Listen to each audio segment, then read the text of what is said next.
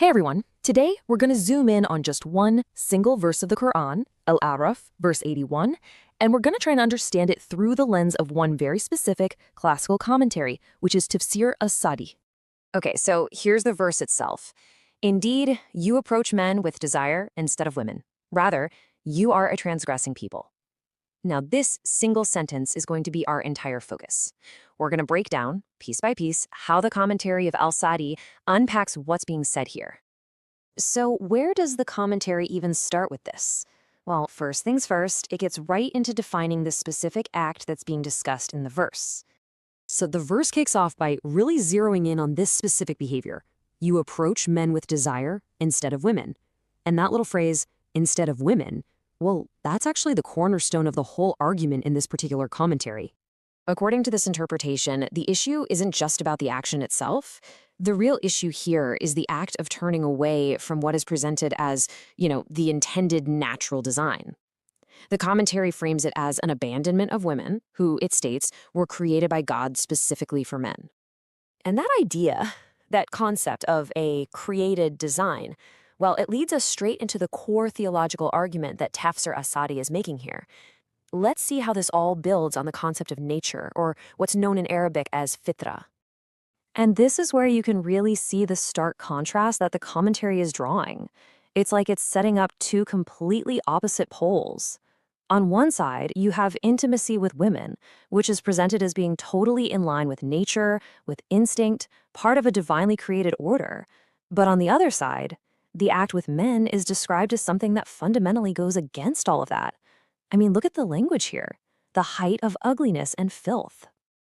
And to really hammer this point home, this idea of it being unnatural, the commentary uses some incredibly strong, almost graphic language. This direct quote really illustrates the intensity of this viewpoint, describing the act as involving a part of the body so associated with filth that you'd be ashamed to even say its name. This is the absolute core of the argument from nature being made in this text.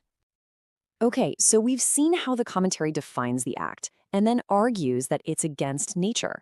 But there's one last piece of the puzzle in this verse, and it's a crucial one for understanding the full weight of the condemnation, at least according to this interpretation. The verse wraps up with this really powerful label. Rather, you are a transgressing people. Now, that key word here is musrifun, which gets translated as transgressing. But what does that really mean? What does it mean to be a transgressor in this specific context? Well, Tafsir as-Sadi gives us a very direct definition. Musrifun are basically people who cross the lines, the boundaries that have been set by God. And the commentary really stresses that this isn't just an accident. It implies a conscious choice, a decision to violate those rules and step outside of the established order. So in this view, it's not seen as a mistake, it's seen as a deliberate transgression. All right, let's pull all of this together. Let's do a quick recap of the key pillars of this very specific interpretation of verse 781. So to put it all together, from the perspective of Tafsir as-Sadi, it all starts with defining the act as a rejection of women, right? From there, that choice is framed as a major violation of the natural order, the fitra. The commentary uses incredibly strong, visceral language, ugliness, filth, to describe it. And all of this leads to that final label, musrifun, which means people who are understood to be knowingly and deliberately crossing God's boundaries. And that really captures the big takeaway here. According to this commentary, the act is understood on two levels.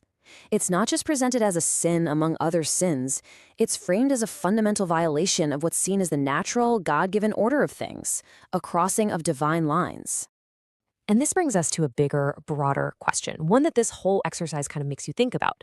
When we look this closely at one specific interpretation of just a single verse, we start to see how a commentary does so much more than just explain a text, right? It actually builds an entire world of meaning around it.